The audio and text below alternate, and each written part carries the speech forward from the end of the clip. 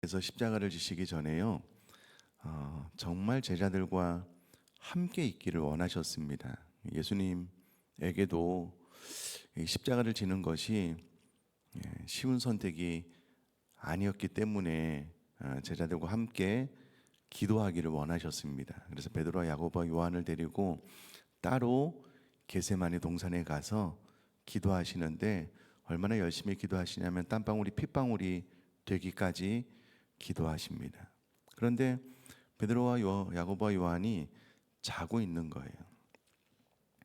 함께 기도하기를 원하셨고, 또 그들이 깨어 기도하지 않으면 시험에 들기 때문에 예수님께서 그들을 깨웁니다. 나와 함께 기도하자. 또 잠깐 기도하시고 오셔서 또 제자들을 깨우시고 세 번을 그렇게 하시죠. 제가 예수님처럼 목회하려면 우리 교회 장로님들, 우리 교회 권사님들, 우리 교회 안수 집사님들, 우리 교회 성도님들 전화 돌려야 돼요. 깨어 기도하셔야만 됩니다. 그렇게 하는 게 맞는 것 같아요. 너무 바빠서 전화를 못할 뿐이지 예수님은 제자들을 흔들어 깨우셨거든요. 왜냐하면 기도하지 않으면 시험에 들 것을 알기 때문에 그러셨습니다. 무엇보다도 예수님은 함께 기도하기를 원하셨어요. 예수님에게도 제자들이 기도로 예수님을 돕고 또 그 마음을 헤아려 알아주기를 원하셨던 것 같아요. 그러니 이 새벽에 참석하신 분들, 또 영상으로, 또 나중에 오디오로 보시는 분들, 예수님께서 나를 흔들어 깨우신다라고 꼭 생각을 해주시면 감사하겠습니다. 자, 우리는 계속해서 하나님의 섭리의 관점으로 우리 생명의 삶 본문을 보고 있습니다. 반복적으로 섭리의 관점으로 우리가 이 본문을 보기 때문에 섭리를 이해하는 것이 너무 중요하잖아요. 아마 이쯤 되면 섭리가 무엇인지 아마 머릿속에 다 알고 계실 거라고 생각을 하는데, 섭리가 무엇이냐면 그분의 하나님의 최고의 거룩, 최고의 지혜, 최고의 능력으로 모든 창조물과 그 모든 행동을 보존하시며 다스리시는 것, 이것이 섭리입니다. 이 교리가 가르치는 것, 아니 보다 더 명확하게 말하면 성경이 가르치는 것은요, 세상에서 되어가는 모든 일들을 하나님께서 다 계획 가운데 의도하시고 그 일들을 통해 결국 하나님께서는 하나님의 뜻을 이루어 가신다라는 겁니다. 물론 이것이 그럼 우리가 아무렇게도 살아도 되는 것 아닙니까? 죄를 막 지어도 되는 것 아닙니까? 하나님의 섭리로 합력하여 선을 이루니, 그런 말은 아닙니다. 우리가 죄를 지면 죄에 대한 대가를 우리가 지불해야 되지만, 그러나 우리들의 부족함, 연약함, 타락한 자유의지까지 다 사용하셔서 하나님은 하나님의 뜻을 이루시는 분이다 라는 것이 성경이 말하는 섭리의 바른 개념입니다. 우리 인류 역사상 오랜 이 땅의 역사 가운데 벌어진 모든 일과 우리가 우리의 마음, 자유의지대로, 특별히 타락한 자유의지대로 행한 그 모든 행동까지 다 하나님은 다스리고 통치하셔서 결국은 하나님의 뜻을 이루신다라는 것이 섭리의 개념입니다. 자, 이와 같은 섭리의 개념을 가지고 오늘 또 본문 안으로 들어가 보면은요, 새벽에 대제사장과 백성의 장로들이 예수님을 죽이려고 의논합니다.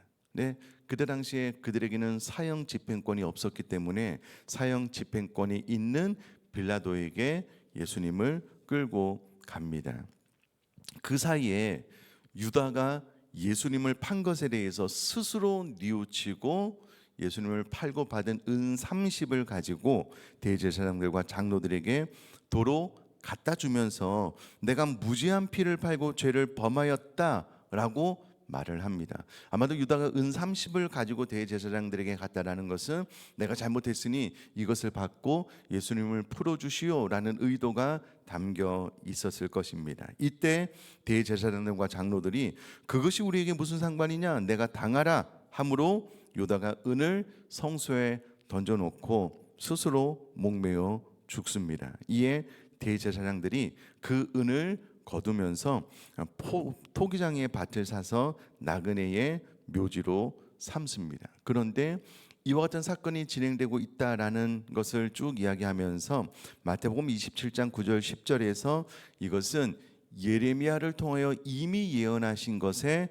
성취이다라고 말해주고 있습니다. 자, 그런데 우리가 짚고 넘어가야 될 것이 무엇이냐면 정말 예레미야가 그렇게 예언을 했는가? 그렇지는 않습니다. 이 말씀은 스가랴 11장 12절 13절의 인용임이 더 명확한 표현입니다. 근데 왜 예레미야 선지자를 통해 하신 말씀이 이루어졌다라고 말을 하는가? 이는 이제 스가랴 선지자의 예언과 예레미야의 선지자의 요소가 복합되어서 예레미야의 선지자의 예언이다라고 말을 한 것이다라는 것을 제가 좀 이따 설명을 좀 드리도록 하겠습니다. 우선 스가랴 11장 12절 13절의 말씀을 한번 읽어보면 눈을 한번 잘 봐주셔요. 내가 그들에게 이르되 너희가 좋게 여기거든 내 품삯을 내게 주고 그렇지 아니하거든 그만두라. 그들이 곧 은 30개를 달아서 내 품삯을 삼은지라. 여호와께서 내게 이르시되 그들이 나를 헤아린 바 그 싹을 토기장이에게 던지라 하시기로 내가 곧 그 은 30개를 여호와의 전에서 토기장이에게 던지고, 자, 그들이 은 30개를 달아서 내 품삯을 삼았다라는 이 말씀은 예수님이 은 30에 팔릴 것에 대한 예언인데 그 예언이 정확하게 성취가 되었고요. 그 싹을 토기장에게 던지라라는 말씀도 토기장의 밭을 사서 나그네의 묘지로 삼았다라는 예수님 당시의 실현 성취를 통해서 또 이 예언의 말씀도 정확하게 성취가 되었다라는 것을 알 수 있습니다. 자, 그런데 왜 성경은 스가랴의 예언이다라고 이야기를 하지 않고 예레미야의 예언이다라고 이야기를 하냐면 당시 유대인들이 소선지자 전체를 하나의 두루마리로 묶을 때요, 가장 앞에 위치한 대선지자 예레미야의 이름으로 대표해서 이 소선지서를 부르곤 했답니다. 그러니까 스가랴가 소선지자인데 두루마리 책을 말아서 그것을 이제 통상적으로 예레미야의 예언이다라고 말한 것을 그대로 갖고 왔기 때문에 이렇게 표현을 한 것이지, 이제 실상은 스가랴 선지자의 예언이 정확하게 성취된 것이다, 이제 이렇게 이해를 하시면 좋겠습니다. 자, 그러면 또 이런 궁금증이 생기죠. 스가랴서는 도대체 언제 기록된 성경인가? 여러분, 스가랴 성경은 주전 522년에서 518년경에 기록된 성경입니다. 예수님이 십자가를 지시기 전 최소한 500년 이상 전에 기록된 성경이고요. 예레미야는 주전 586년경에 기록된 성경입니다. 두 성경 다 예수님이 이 땅에 오셔서 십자가를 지기 500년 전에 기록된 성경이고요. 500년 전에 예수님께서 은 30에 팔리실 것이, 그리고 그 돈으로 토기장의 밭을 사게 될 것에 대한 예언이 있었고, 이 예언은 정확하게 성취가 되었습니다. 뿐만 아니라 그럼 이사야 성경은 예수님 오시기 전 주전 740년에서 681년경에 기록된 성경인데요. 이사야 53장 5절에 우리가 잘 아는 대로 이렇게 기록이 되어져 있습니다. 그가 찔림은 우리의 허물 때문이요 그가 상함은 우리의 죄악 때문이라. 그가 징계를 받음으로 우리는 평화를 누리고 그가 채찍에 맞음으로 우리는 나음을 받았도다. 그럼 이사야 성경은 주전 740년, 681년 사이에 기록된 성경이기 때문에 700년 전에 예수님께서 십자가에 달려 죽으실 것이 예언이 되어져 있고요. 오늘 본문은 예수님께서 십자가를 지시기 위해서 나아가는 부분에 대해서 기록함으로 이 예언도 성취가 되었다라는 것을 알 수가 있습니다. 놀라운 것은 여러분, 주전 700년이 넘은 이 시기는 이제 막 로마라는 나라가 태동될 때입니다. 로마라는 나라가 생기지도 않았을 때 십자가에 달려 죽을 것이 예언되었고요.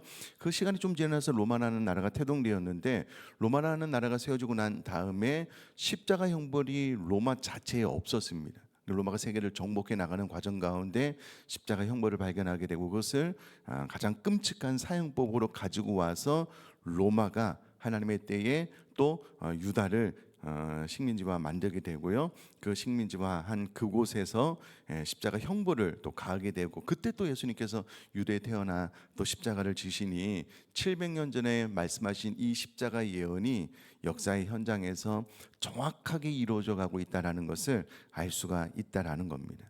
여러분, 이제 우리는 이와 같은 내용을 많이 들어서 별로 뭐 그런가 싶지만, 저는 로또를 한 번도 안 해봤는데 여러분 혹시 로또 해보셨어요? 네.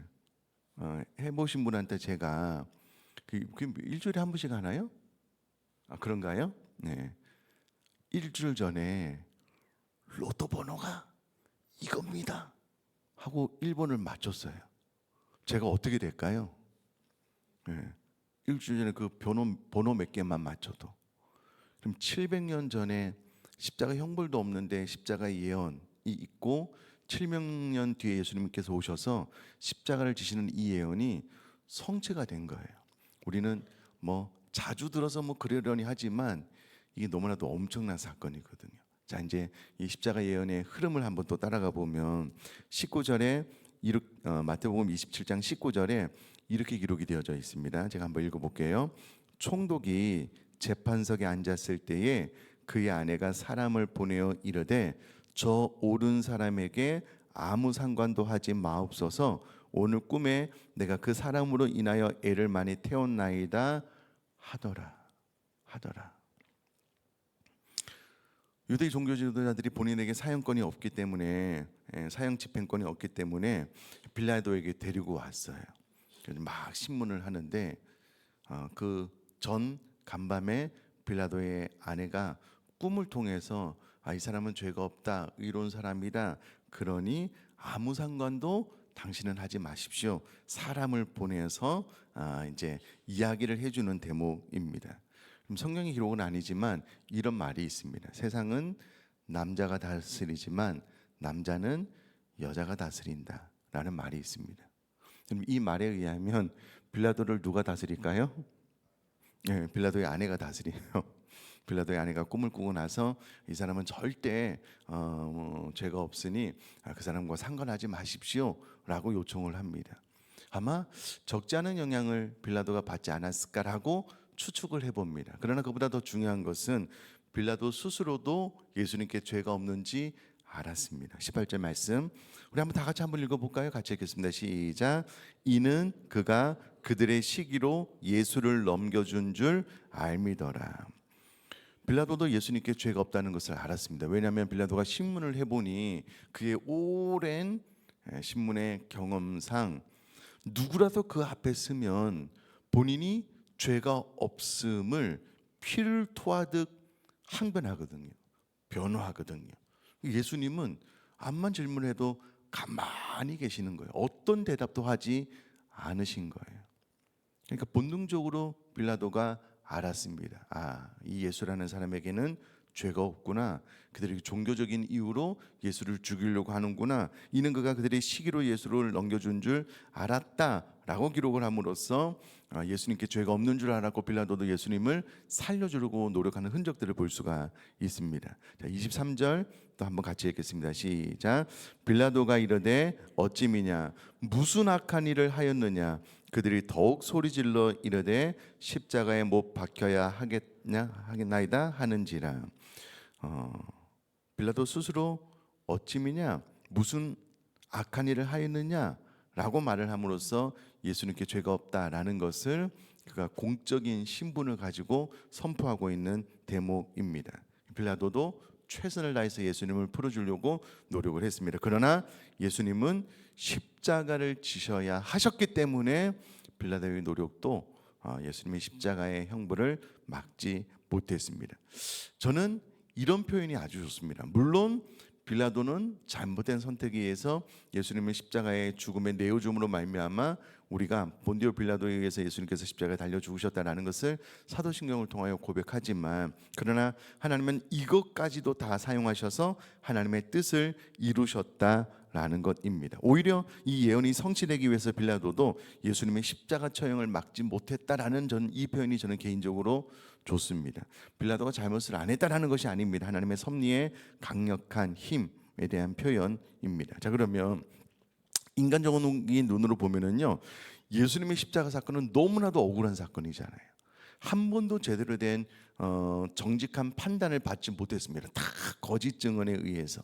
또 그들 스스로도 말이 안 맞아요. 예수님이 죄가 있다라고 막 자기들끼리 막 소리 지르는데 자기들끼리도 의견이 안 맞아요. 이 말도 안 되는 상황이잖아요. 그러나 섭리 관점으로 보면 지금 예수님의 이 십자가 사건, 그리고 예수님의 십자가를 지시기 전에 은 30에 팔리고 그것으로 토기장의 밭을 사고 또 빌라도에서 십자가 형벌로 나가는 그 모든 것들이 이미 수백 년 전에 기록된 사건이 정확하게 성취되어져 가는 것이다라는 것을 섭리의 관점으로 보면 보인다는 거예요. 자, 여러분, 이것을 섭리의 관점으로 보지 않고요, 인간적인 눈으로 예수님의 십자가 사건을 바라보면 모든 불공정한 재판, 억울한 누명, 모욕, 조롱, 내 생각대로 펼쳐지지 않는 상황들 이해가 안 가요. 너무 무기력한 예수님의 모습. 그런데 그럼 이것을 섭리의 관점으로 바라보니 그럼에도 불구하고 이 모든 것들이 하나님의 말씀대로 하나님의 뜻이 성취되어져 가는 과정이구나라는 것을 우리가 섭리의 관점으로 보면 알 수 있다는 거예요. 그러니 여러분, 우리들의 삶 가운데 이게 내 생각으로 도저히 이해가 안 돼요. 왜 이런 일이 발생할까? 이건 말도 안 되는 것 아닌가? 그러나 여러분, 우리가 하나님의 섭리를 알고 이해하고 신뢰한다면, 그럼에도 불구하고 내 뜻을 향한 내 삶을 향한 하나님의 뜻은 한치의 오차도 없이 완벽하게 이루어지고 있구나라는 것을 비로소 고백하게 돼요. 그러면 여러분, 내 삶 가운데 자유가 임하게 되는 겁니다. 이 섭리의 관점으로 예수님의 사건을 보지 않으면 불공정한 재판, 억울한 누명, 모욕, 조롱, 내 생각대로 펼쳐지지 않는 상황만 남는다고 말씀을 드렸잖아요. 그러니까 우리들의 삶 가운데 섭리를 이해하고 내 삶을 들여다보지 않으면 온통 그런 것만 보여요. 왜 이런 일이 발생하는가? 왜 그렇게 되어야만 되는가? 이건 말도 안 되는 것 아닌가? 그러나 우리는 다 이해할 수 없지만, 그러나 그 상황 가운데 하나님의 뜻이 있을 거예요. 그 상황을 통해서 하나님께서 말씀하시고 또 훈련시키고 연단시키기를 원하시는 하나님의 뜻이 있을 거라고요. 이 섭리를 제대로 이해하지 못하고 우리들 상황을 보면 우리들의 생각이 전혀 다른 방향으로 나가요. 그러니 다시금 이 하나님의 섭리를 믿고 알고, 십자가의 사건이 억울하게 보이지만, 말도 안 되는 상황들은 보이지만, 다 하나님의 뜻 섭리 가운데 참새 한 마리도 하나님 허락하시 없으면 떨어지지 않는데 이 모든 것들을 다 하나님께서 다스리고 통치하고 계시는구나라는 것을 신뢰함으로, 우리들의 삶에 대해서도 하나님께서 지금 여전히 그렇게 하고 계신다라는 것을 신뢰함으로 나아가는 저 여러분 될 수 있기를 주님의 이름으로 축복합니다.